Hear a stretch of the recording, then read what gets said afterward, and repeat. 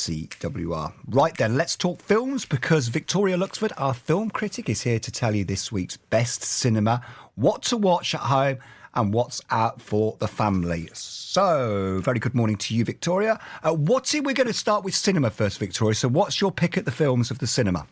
My pick of the films at the cinema this week is Scream 6 in cinemas Friday. It's the latest in the hit horror series, which sees the killer Ghostface cause havoc in New York.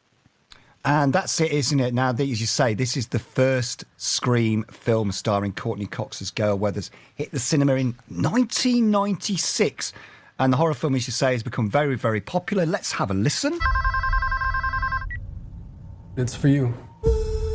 Strange that you and I have never spoken on the phone. This is long overdue. Victoria, I mean, I actually saw this the other day on the side of a bus being advertised, and I kind of took a jump back because I was thinking, are they still doing Scream movies all these years later? But I guess it's like a formula that works, doesn't it? It's like Final Destination. It's a whole new generation are going to be appealed to it. Absolutely, yes. It was sort of rebooted last year with the fifth film, and a lot of people responded to it through a mixture of nostalgia and through a new generation discovering it. And so that was good enough to bring about this new film. And I thought it was entertaining. I thought the formula, as you say, has been very well done over the years, and I think the new setting, this is the first one to take place in New York. I think that helps keep things fresh, creating a sort of maze from the Manhattan streets. I'm not sure it's the best in the franchise. I still think the earlier films are where it's freshest and most sort of dynamic in terms of turning the horror genre on its head. But I think those jump scare moments will keep the die-hard horror fans happy. So that's a good choice there, Victoria. We're going with Scream 6. I can't believe it's Scream 6. It reminds me of The Simpsons, when it's like Back to the Future 23 or something like that, when you see it advertised Rocky 33. Right, let's go to TV now, because if you like a good detective show, you're going to love Victoria's next choice for the best film to watch at home, Victoria. What are we going for? Yes, it's Luther, the Fallen Son on Netflix from Friday. It's the movie of the hit TV show where Idris Elba's detective takes on a serial killer played by Andy Serkis. Well, Netflix described this as an epic continuation of the television saga starring Idris Elba, as, of course, Detective John Luther. Here is the official trailer. Detective Superintendent Schenk, we need to know where he is. Look, I know he's in prison. Except he's not in prison. Of course he's not. I need to stop this man. I'm still a copper. Not anymore. And if you refuse to stand down, tactical unit will shoot you dead. There you go. They are big in terms of those films. I mean, does it make that crossover? Does it work? Yes, I think it's a lot of fun. I think the stakes have risen over the years with the TV show where the bad guys are almost like supervillains. So this fits well in the movie format. I think Idris Elba is great. I love Andy Serkis as quite an over-the-top villain role. He plays sort of a serial killer who uses technology and people's smart devices against themselves.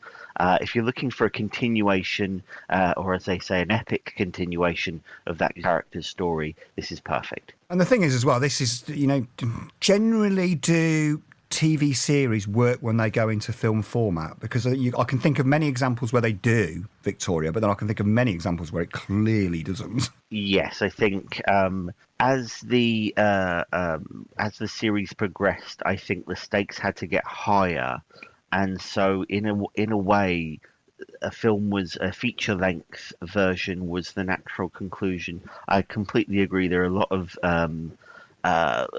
TV shows where a feature-length movie can just be like a long episode, and they can't really find any reason to be there. This really does do that. I think it has a purpose to be on screen or in this longer format and in the sort of new additions to the universe. Andy Serkis, as I just said, and Cynthia Erivo as a detective on Luther's case. That gives it a bit more of a weight in terms of having Hollywood stars involved. Just before we get on to our final choice, could you watch the movie without watching the series and it makes sense? I think so, yes. I think it sets things up fairly well in terms of where It Luther stands is at the alone. start. Yes, I think it's a sort of a cat and mouse thriller. Of course, it helps with the little details if you've seen the series, but I think you can enjoy it as a newcomer as well. Great. Well, let's leave our final one, Victoria. We're going with our family classic, which is Kung Fu Panda on 3 on iPlayer. Yes, it's the family classic. It's Kung Fu Panda 3 on iPlayer now. Jack Black voices the title character who must teach his home village to defend themselves against a new threat. There you go. And Kung Fu Panda is a story of Po, as we know, the only panda in the village. My niece loves this. Who's being raised by his dad, who is a duck. Now, in the first film, he becomes a Kung Fu master. In the second, Po has to defeat a new enemy. And in the third, another panda arrives. Here's what happens. I'm Li Shan. I'm looking for my son. You lost your son? Yes, many years ago. I lost my father. I'm very sorry. Thank you. Good luck to you. You too. I hope you find your son. You know, this obviously is classic animation there, isn't it? Who's the sort of... Is it Pixar behind this, Victoria, or is it someone else? It's DreamWorks Animations, who are the people behind Shrek and many other films. And I think the Kung Fu Panda series is just a whole lot of fun. Jack Black just seems born to play the wild and wacky lead character, and there's a lot of great supporting voices like Bryan Cranston, who just from Breaking Bad there as the father. Yes, absolutely, Breaking Bad, and Angelina Jolie and Jackie Chan as people within the Kung Fu Panda's sort of backup within his squad, as it were.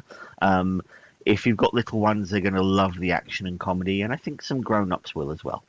Victoria, thank you for your film reviews. Have a great weekend. Are you enjoying the snow by any chance, Victoria?